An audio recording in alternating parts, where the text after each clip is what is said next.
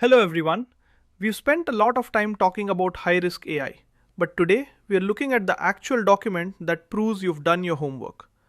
In the world of AI governance, the Data Protection Impact Assessment or DPIA is a process designed to describe the processing, assess its necessity and proportionality, and help manage the risks to the rights and freedoms of natural persons resulting from the processing of personal data.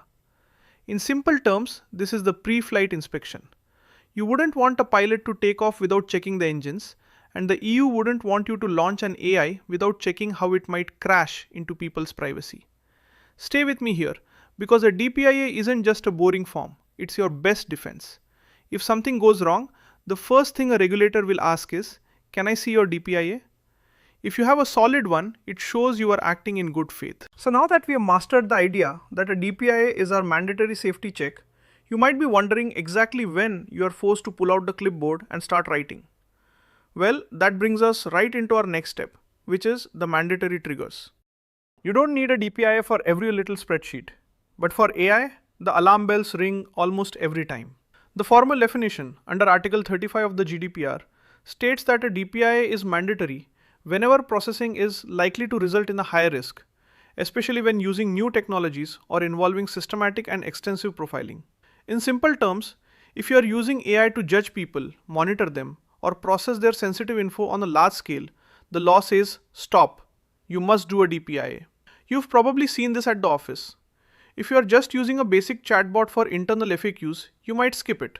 But if that chatbot starts giving medical advice or screening resumes, you've hit a trigger. In the eyes of the law, AI and high risk are almost always joined at the hip. So now that we've mastered the when, you might be wondering what actually goes inside this big document to make it legal. Well, that brings us right into our next step, which is the minimum content of a DPIA. A legal DPIA must have at least 4 key parts. The formal definition requires 1. A systematic description of the processing, 2. An assessment of necessity and proportionality, 3. An assessment of the risks to rights and freedoms, and 4. The measures envisaged to address those risks. In simple terms, this is the what, why, who, and how. Let's break this down together. You have to explain what the AI is doing, why you can't do it in a simpler way, who might get hurt like through bias or leaks, and how you are going to stop that from happening. It's like a story where you are the hero and a DPIA is your plan to defeat the villain of data risk. So, now that we've mastered the 4 pillars, you might be wondering how we actually measure those scary risks I mentioned. Well, that brings us right into our next step, which is assessing likelihood and severity. When we identify risks in a DPIA, we don't just list them, we score them. The formal definition involves an analysis of the likelihood, how often it might happen, and the severity, how bad it would be if it did, of the impact on individuals. In simple terms, this is mapping the danger zone. Imagine an AI that predicts if someone will quit their job. A low risk might be the AI getting the date wrong by a day. A high risk would be the AI being biased against parents. We use a simple 1 to 5 scale for both, and if a risk lands in the red zone, you cannot proceed until you find a way to lower that score. So now that we've mastered how to find and score our risks, you might be wondering what you do once you find a risk that's just too big to ignore. Well, that brings us right into our next step, which is mitigation and safeguards. Once you've found a risk, you have to build a mitigation strategy.